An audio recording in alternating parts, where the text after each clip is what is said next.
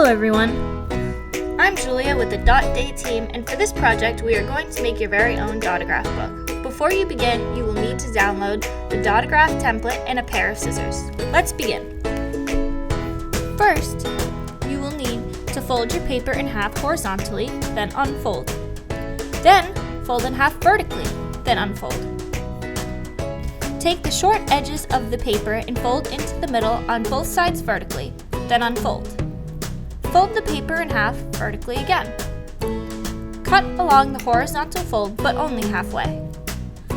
Unfold, then fold in half horizontally. Push the paper together like this, then voila! You have your very own Dotograph book. Oh, I forgot one more thing you will need. A few friends to make their dots inside them. Happy Dot Day!